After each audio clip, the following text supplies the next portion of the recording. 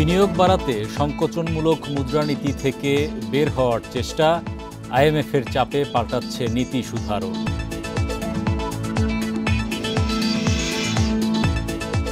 দুই মাস পর 500 কোটি টাকার ঘরে লেনদেন ঢাকার শেয়ার বাজারে, শেয়ার দর বেড়েছে প্রায় 39 প্রতিষ্ঠানের।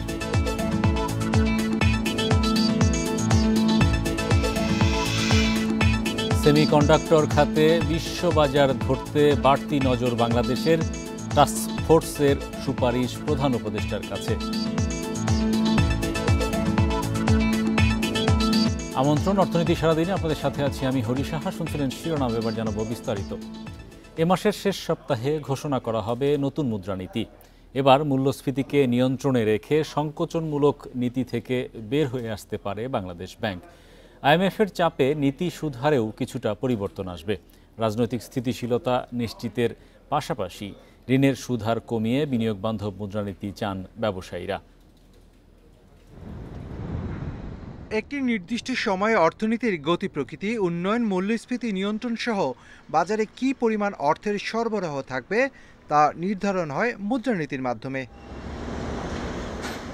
একদিকে মূল্যস্ফীতি নিয়ন্ত্রণ, অন্যদিকে বেসরকারি বিনিয়োগকে প্রাধান্য দিয়ে নতুন অর্থবছরের প্রথম 6 মাসের কৌশল প্রণয়ন করছে বাংলাদেশ ব্যাংক। রাজনৈতিক স্থিতিশীলতার অভাবে দীর্ঘদিনের বিনিয়োগের খরা কাটাতে সংকোচনমূলক নীতি থেকে সরে আসার তাগিদ ব্যবসায়ী নেতাদের।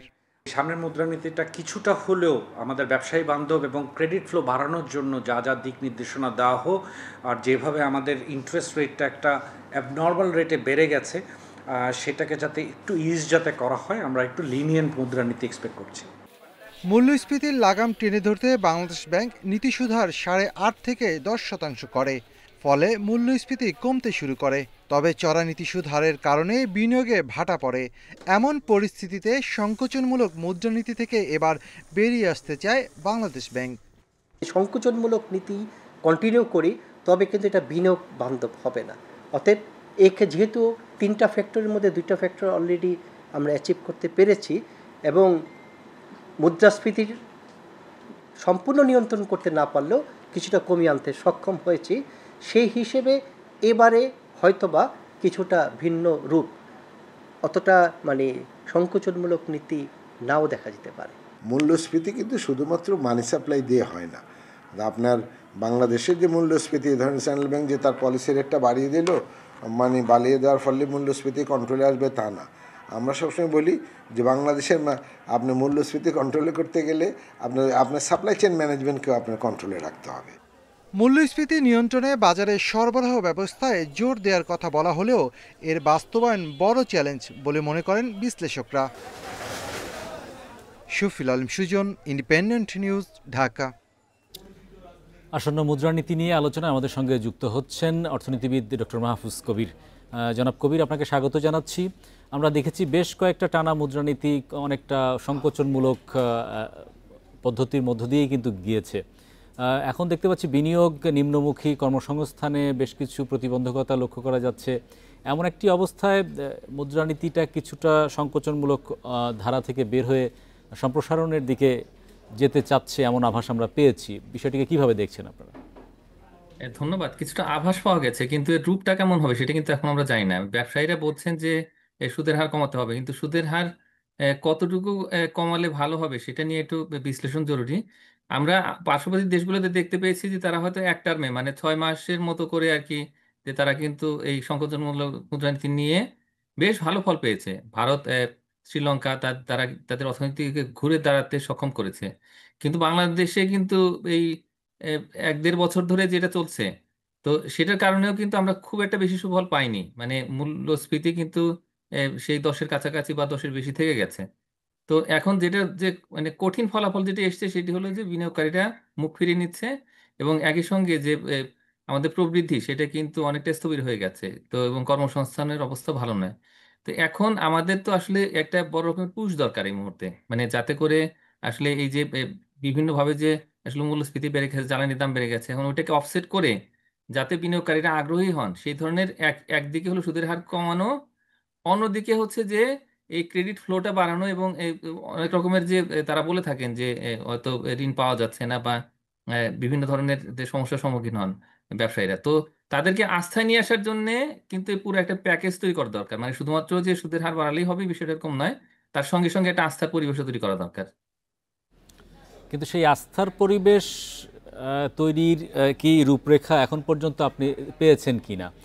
একটা বলা হচ্ছে যে সামনে বছরের হয়তো প্রথম আর প্রান্তিকেই হয়তো নির্বাচন হবে, জাতীয় সংসদ নির্বাচন, তেমন একটি ঘোষণা বিভিন্ন জায়গা থেকে এসেছে। কিন্তু সেটাই কি যথেষ্ট কিনা বিনিয়োগ ত্বরান্বিত করার ক্ষেত্রে বা অর্থনীতি গতিশীল করার ক্ষেত্রে? আরও কি ধরনের পদক্ষেপ থাকা উচিত সরকারের কাছ থেকে? হ্যাঁ, এখন আসলে নির্বাচনকালীন একটা বাজেট হয়, বাজেট কিন্তু আমরা ইতিমধ্যে দেখতে পেয়েছি যে বাজেটটা সংকোচনমূলক হয়েছে। হ্যাঁ, তো এখন ওইটার সঙ্গে ম্যাচ করে হয়তো আমাদের যে মুদ্রানীতি সেটা হবে না। মুদ্রানীতি হয়তো আমাদের এখানে এক্সপেনশনারি লাগবে, মানে এটা নমনীয় থেকে সম্প্রসারণমূলক, এই ধরনের কিন্তু একটা ইঙ্গিত বা আভাস দিতে হবে। যদি আমরা ধরে নেই যে আগামী ফেব্রুয়ারি বা শুরুর দিকে আর কি আগামী বছরের, তো সেই সময় যদি নির্বাচন হয় তাহলে সেক্ষেত্রে তার আগে কিন্তু আমাদের পুরো যে মুদ্রানীতি সেটাকে ঢেলে সাজাতে হবে, এবং বাজেটও আস্তে আস্তে হয়তো মধ্যমেয়াদে হয়তো কিছুটা পরিবর্তিত হবে। তো এই বিষয়টা মাথায় রেখে এবং একই সঙ্গে যাতে বিনিয়োগকারীরা এই যে পুরো অর্থনীতিকে আবার নতুন করে দেখেন, তো সেই বিষয়গুলোর জন্য আমি মনে করি যে এইবারকার মুদ্রানীতি হবে বেশ খানিকটা চ্যালেঞ্জিং।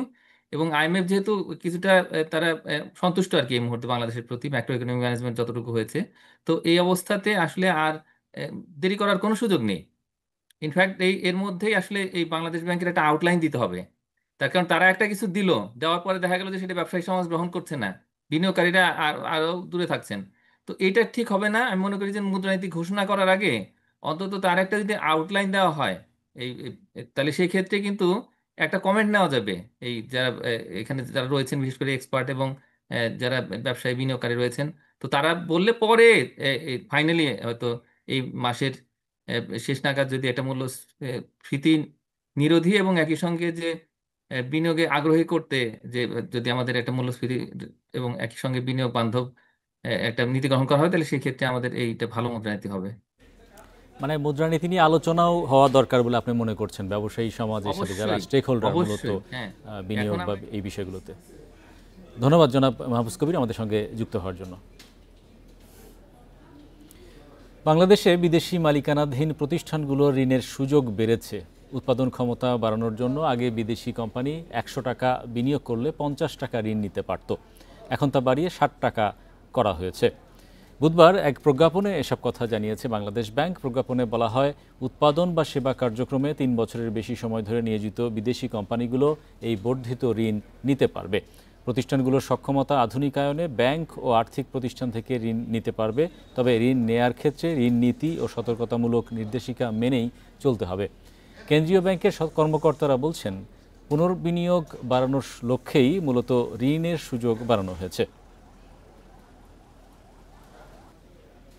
ইকুইটির ইস্যু আছে 50-50, অর্থাৎ প্রজেক্ট ভ্যালু যদি 100 টাকা হয় তবে 50 টাকা ঋণ গ্রহীতা এবং 50 টাকা ব্যাংক দিবে।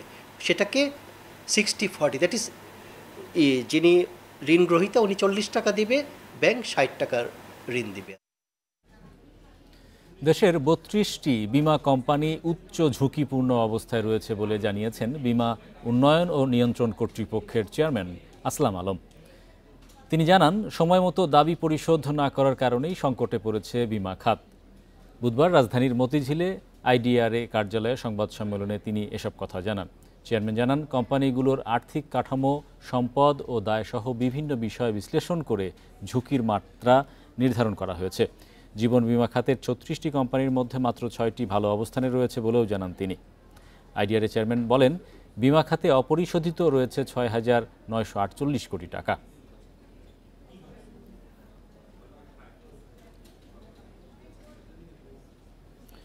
জাতীয় রাজস্ব বোর্ড এনবিআর-এর 2 সদস্যকে অতিরিক্ত দায়িত্ব দেয়া হয়েছে। বৃহস্পতিবার এনবিআর বোর্ড প্রশাসনে সংক্রান্ত একটি অফিস আদেশ জারি করে। অতিরিক্ত দায়িত্বপ্রাপ্ত কর্মকর্তারা হলেন আলামিন প্রামাণিক ও আবু হান্নান দেলোয়ার হোসেন। এর মধ্যে কাস্টমস নীতি ও আইসিটি বিভাগে অতিরিক্ত সদস্য হিসেবে দায়িত্ব পালন করবেন আলামিন প্রামাণিক। বর্তমানে তিনি মূসক নিরীক্ষায় কর্মরত রয়েছেন। এছাড়া দেলোয়ার হোসেনকে অতিরিক্ত দায়িত্ব দেওয়া হয়েছে কর নিরীক্ষা ও অনুসন্ধান বিভাগে। গতকাল রাষ্ট্রপতির আদেশক্রমে এনবিআরের 3 সদস্যকে বাধ্যতামূলক অবসরে পাঠানোর বিষয়ে অভ্যন্তরীণ সম্পদ বিভাগ পৃথক প্রজ্ঞাপন জারি করে। চাকরির বয়সসীমা 25 বছর উত্তীর্ণ হওয়ায় জনস্বার্থে তাদের অবসরে পাঠানো হয়েছে বলে প্রজ্ঞাপনে জানানো হয়।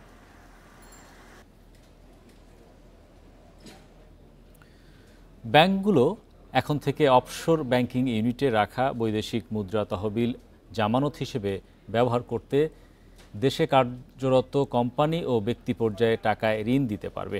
এছাড়া প্রবাসী বিদেশিরাও তাদের জমাকৃত বৈদেশিক মুদ্রা জামানত হিসেবে রেখে ব্যাংক থেকে ঋণ নিতে পারবেন।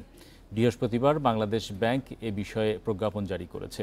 নতুন নির্দেশনা অনুযায়ী অনিবাসী হিসাবধারীদের ওবিইউতে রাখা বৈদেশিক মুদ্রা ডোমেস্টিক ব্যাংকিং ইউনিটের মাধ্যমে টাকার ঋণ দেওয়ার ক্ষেত্রে জামানত হিসেবে ব্যবহারের সুযোগ থাকবে। বাংলাদেশি বংশোদ্ভূত বিদেশি নাগরিক, বিদেশি ব্যক্তি ও প্রতিষ্ঠান, প্রবাসী বাংলাদেশি ও বিদেশে নিবন্ধিত কোম্পানিগুলো বৈদেশিক মুদ্রায় ওবিইউতে আমানত রাখতে পারবে। তবে ব্যাংকগুলোকে নিশ্চিত হতে হবে ঋণ গ্রহীতা ও হিসাবধারীর মধ্যে যৌক্তিক সম্পর্ক রয়েছে।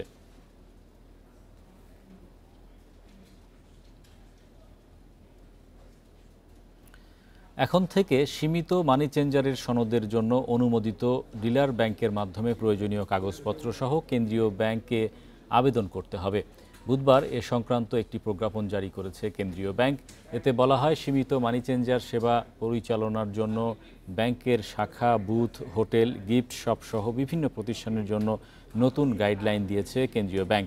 সীমিত মানি চেঞ্জার সনদের জন্য অনুমোদিত ডিলার ব্যাংকের মাধ্যমে প্রয়োজনীয় কাগজপত্র সহ বাংলাদেশ ব্যাংকে আবেদন করতে হবে। প্রজ্ঞাপনে আরও বলা হয়, লাইসেন্সের আওতায় বৈদেশিক মুদ্রা ক্রয় বিক্রয়, বিদেশগামীদের পাসপোর্টে ডলার এন্ডোর্সমেন্ট সহ অনুমোদিত লেনদেন পরিচালনা করা যাবে। গৃহীত বৈদেশিক মুদ্রা অবশ্যই পরবর্তী কর্মদিবসে স্থানীয় মুদ্রায় রূপান্তর করতে হবে। তবে লেনদেনের সুবিধার্থে সর্বোচ্চ 1000 মার্কিন ডলার বা সমপরিমাণ বৈদেশিক মুদ্রা সংরক্ষণ করা যাবে।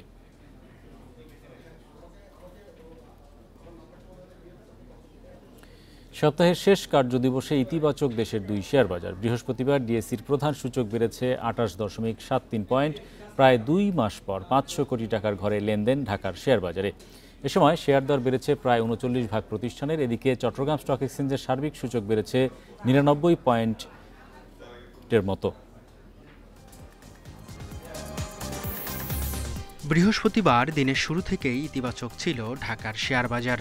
প্রথম 15 মিনিটে প্রধান সূচক বাড়ে 11 পয়েন্ট। বেলা বাড়ার সঙ্গে সঙ্গে চলতে থাকে সূচকের উত্থান পতন। তবে দিন শেষে ডিএসইএক্স সূচক 28.73 পয়েন্ট বেড়ে অবস্থান করছে 4898 পয়েন্টে। সূচকের সঙ্গে ডিএসইতে বেড়েছে লেনদেনের পরিমাণও। আজ মোট লেনদেন হয় 506 কোটি 18 লাখ টাকা। আগের দিনের চেয়ে লেনদেন বেড়েছে প্রায় 26 কোটি 65 লাখ টাকা। হাতবদলে অংশ নেয়া 397টি কোম্পানি ও মিউচুয়াল ফান্ডের মধ্যে দর বেড়েছে 154টি প্রতিষ্ঠানের শেয়ারের, কমেছে 181টি এবং অপরিবর্তিত 62টি প্রতিষ্ঠানের শেয়ার দর।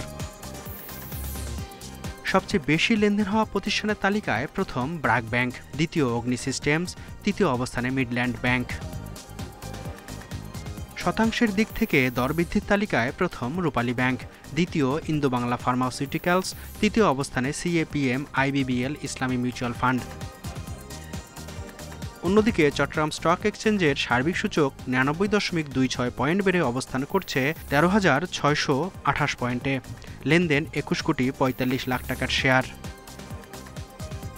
মেহেদী হাসান, ইন্ডিপেন্ডেন্ট নিউজ। জাতীয় সেমিকন্ডাক্টর টাস্কফোর্সে 3টি মূল স্তম্ভের ওপর ভিত্তি করে ধারাবাহিক কর্মপরিকল্পনা তৈরি করা হয়েছে বলে জানিয়েছেন বাংলাদেশ বিনিয়োগ উন্নয়ন কর্তৃপক্ষ, বিডা এবং বাংলাদেশ অর্থনৈতিক অঞ্চল কর্তৃপক্ষের নির্বাহী চেয়ারম্যান চৌধুরী আশিক মাহমুদ বিন হারুন। দুপুরে ফরেন সার্ভিস একাডেমিতে এক প্রেস ব্রিফিংয়ে একথা জানান তিনি। এ সময় আশিক মাহমুদ জানান, প্রধান উপদেষ্টার কাছে সেমিকন্ডাক্টর টাস্কফোর্সের বিভিন্ন প্রস্তাবনা নিয়ে আলোচনা হয়েছে।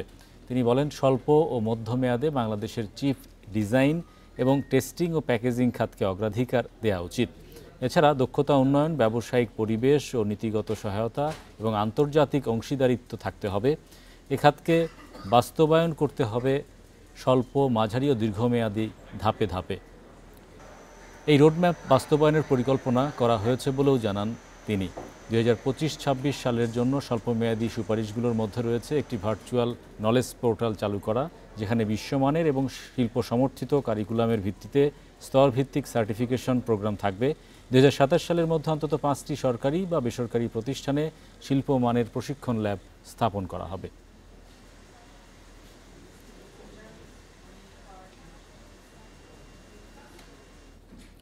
চলতি অর্থবছরে দেশের বিভিন্ন গুদামে চাল ও গমের মজুদ রয়েছে 17.64 লাখ টন, যা গত অর্থবছরের একই সময়ের চেয়ে প্রায় 3 লাখ টন বেশি। দুপুরে প্রেস উইং থেকে এসব তথ্য জানানো হয়। সরকারি মজুদ সংগ্রহ ও বিতরণ পরিস্থিতি সম্পর্কে খাদ্য মন্ত্রণালয় জানিয়েছে, গত বছরের 1 জুলাই থেকে দেশে চাল ও গমের মোট মজুদ ছিল 14.73 লাখ টন। এর মধ্যে চালের মজুদ ছিল 10.60 লাখ টন আর গমের মজুদ ছিল 4.13 লাখ টন। নতুন অর্থবছরের শুরুতে চালের মজুদ বেড়ে দাঁড়িয়েছে 15.41 লাখ টন। অভ্যন্তরীণ উৎস থেকে সংগৃহীত ও আমদানিকৃত গমের মোট সংগ্রহের তুলনায় বিতরণ বেশি হওয়ায় গমের মজুদ কমে দাঁড়িয়েছে 2.23 লাখ মেট্রিক টনে।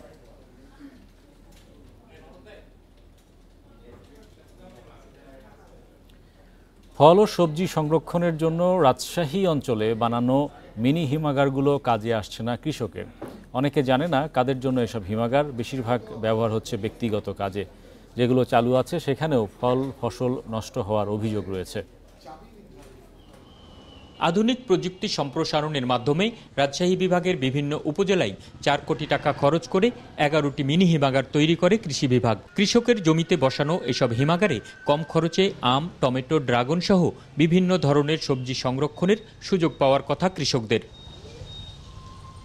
যাদের জমিতে এসব হিমাগার বসানো হয়েছে তারা নিজেদের সুবিধা মতো চালু কিংবা বন্ধ রাখেন, আর সংরক্ষণের বিষয়ে আশপাশের অনেক কৃষক জানে না কিছুই। যারা করছে শুধু তাদেরই সীমিত পরিসরে রাখার জন্য, বাদবাকি আদার্স যারা জনগণ তাদের কোনো কাজে আসে না। আমার তো বলেনি কোনোদিন যে আমার এই জায়গাতে জিনিসপাতি থইও, কোনোদিন তো বলেন যে ফল রাখতে হবে একটা ফলই রাখতে হবে, যেহেতু চেম্বার নেই এটাতে। চেম্বার থেকে পরে ওটা স্টেপ বাই স্টেপ হতে হবে। তারা যদি বলে আমাকে যে তোমার কলেজটা আমাকে দাও, শুধু আমাকে যদি মিনিমাম বিলটা দেয় তাহলে আমি তাকে দিয়ে দেবো। বাস্তবে দেখা গেছে হিমাগারগুলো বেশিরভাগ সময় বন্ধ থাকে। কোনোটির বিদ্যুতের মিটার চুরি হয়েছে, ফল সবজি না থাকায় কোনোটি বন্ধ। কোথাও ফল বা সবজির জায়গায় গুড় সংরক্ষণ ছাড়াও অভিযোগ আছে ফল সবজি নষ্ট হওয়ার। আমাকে হিমাগার দেওয়া হয়েছে যে উদ্দেশ্যে, সেটা তো পারফেক্ট না। কোন হিমাগার কেউ কিছু রেখেছে কি? রাখে নাই। হিমাগারে যেটাই রাখি সেটা পুষে যায়। ভাই আমি হিমাগারে কত লস দেবো? প্রকল্প কর্মকর্তারা বলছেন কৃষকদের সমন্বয়ে এসব হিমাগার পরিচালনা করার কথা, যা ব্যক্তিগতভাবে নিয়ন্ত্রণের সুযোগ নেই। যদি কেউ ব্যবহার না করে, মিসইউজ করে, তাহলে তার বিরুদ্ধে আইনের ব্যবস্থা কথা বলা আছে, সে কমিটি করে দেওয়া আছে। এবং এটা কৃষি অফিসার যেহেতু চুক্তি করছে, কৃষি অফিসার সে তার বিরুদ্ধে আইনের ব্যবস্থা নিতে পারবে যদি বন্ধ রাখেন। ম্যান টু ম্যান আমরা যাচ্ছি, যে তারা কেন ওগুলো ওভার ফিল রাখতেছে, আমরা হয়তো কেস করে দেবো, হয়তো কৃষি কেস করে দেবো, না হলে ভেঙে যারা তাদেরকে দেবো। এসব হিমাগার কারা কিভাবে ব্যবহার করবেন এবং কার্যকারিতা নিশ্চিত করতে সঠিক তদারকির দাবি জানিয়েছেন স্থানীয়রা। Ahsan Habib Apu, independent news, Rajshahi. এই ছিল আজকের অর্থনীতি সারাদিনে। ইন্ডিপেন্ডেন্ট টেলিভিশনের সব খবর জানতে চোখ রাখুন ফেসবুক, ইউটিউব এবং এক্সে। আমন্ত্রণ আমাদের পরের আয়োজনে।